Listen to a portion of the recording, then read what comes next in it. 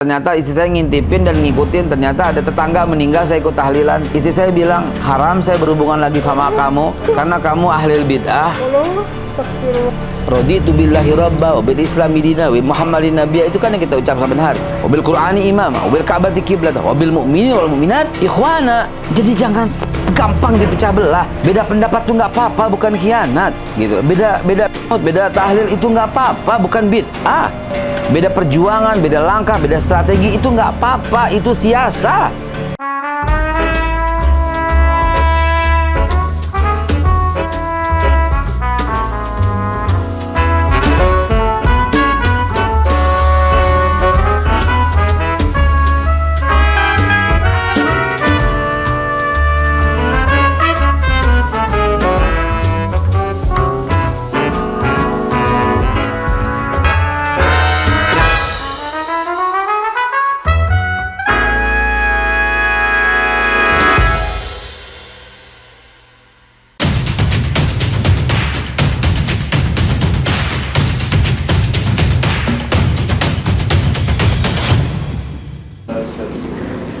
Gini, saya tuh pernah ngajar ya, Bu, bukan sekali terus nggak ada, maksudnya beberapa kali lah di daerah Sunter.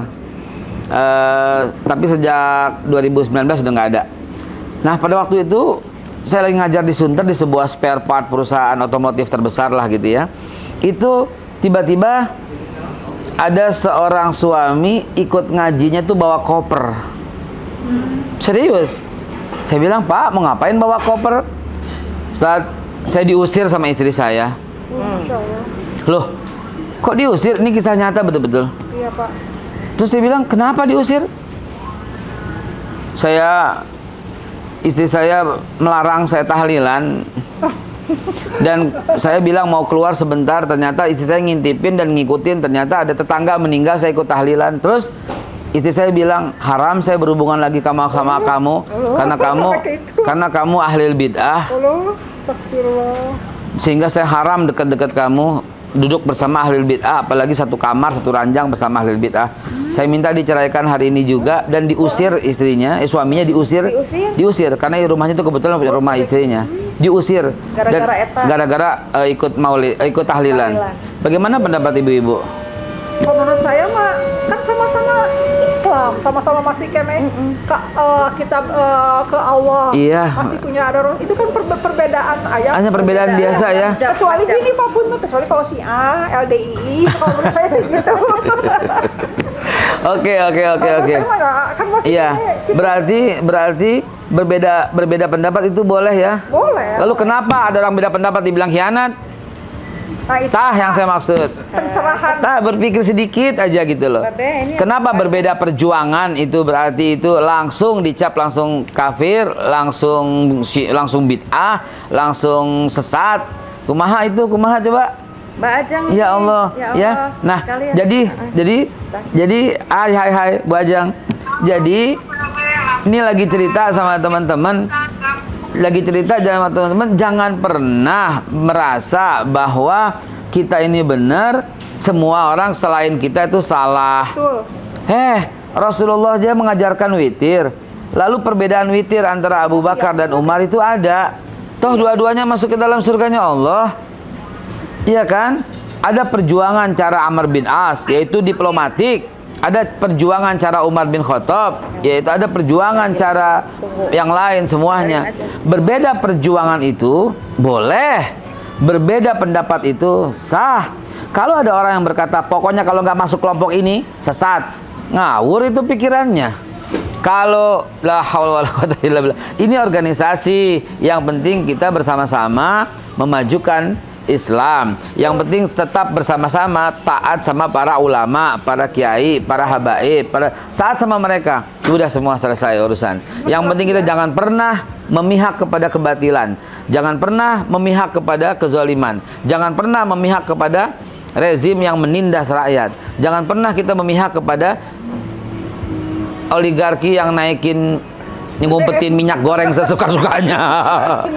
Iya kan? Jangan pernah kita setuju dengan pinjaman yang begitu menjerat, akhirnya kita terjerat pada riba. Nah itu, dan Jalurnya apa? Selama masih Quran, selama masih hadis. Betul, Pak. Betul. Betul. Selama masih taat kepada para sahabat. Kan kalau Syiah nggak ikut sahabat. Rafidah kan ikut sahabat. Udah di luar Islam. Iya, maka itu saya bilang selama taat kepada Quran, selama hadis, selama sahabat-sahabat Nabi, selama ada ijma, selama ada qiyas, apapun labelnya itu saudara. Betul, Pak. Betul, Pak Ustaz. Kenapa beda pendapat jadi dibilang khianat? Kenapa beda kunut dibilang bid'ah?